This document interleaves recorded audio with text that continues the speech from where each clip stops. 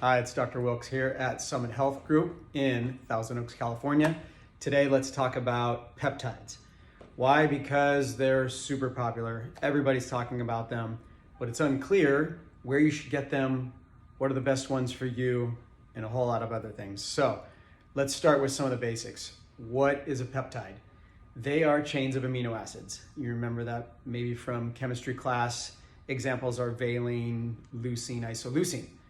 Different chains of amino acids act as cellular signaling messengers. So what does that mean? Some basic examples. They can help your body do, your cells do what they already do, potentially better. How do they do this? They basically, most of them bind receptors on the outside of a cellular membrane, and that leads to an action. So for example, GLP-1, which is semaglutide in Ozempic, it binds the pancreatic beta cells in the pancreas, and that leads to insulin release. Another example of how they work is they modulate gene expression. So another peptide called CJC, ipamorelin, it can upregulate growth hormone release. That can lead to a cascade of things that may help in things like muscle growth and repair.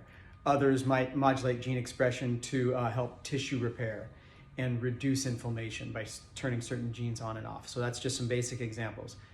Okay, now, where can you get them? Who should you talk to? Don't get them on the internet from just anyone, because you can. The thing is, they're not regulated by the FDA. There haven't been the clinical trials and studies to do that. Just a handful have. So for the most famous examples are Ozempic and Mounjaro. This is semaglutide and tirzepatide, generic names, and they're originally used for diabetes, and then they saw they resulted in some profound weight loss, side benefits, so now they're used as weight loss drugs as well. They've had clinical trials and FDA approval, others have not. But many drugs, historically, for decades, are used off-label, right? That happens all the time. So these are being used off-label now, but it's still the Wild West. You have to have a trusted provider, like us here at Summit Health Group, to understand which peptides might be appropriate for you. And even more importantly, where do we source these things from? How do you know that they're a quality product?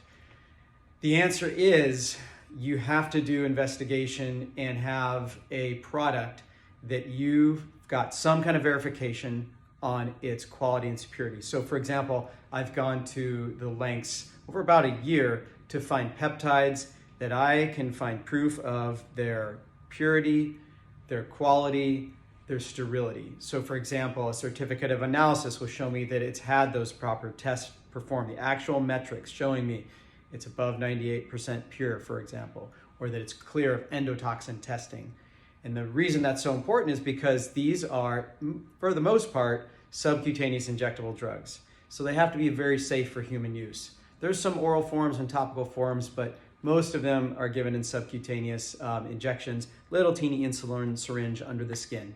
And again, you need a provider who can talk to you about how often you should use these, what the main benefits are, what your personal medical history is, so you can choose ones that are right for you.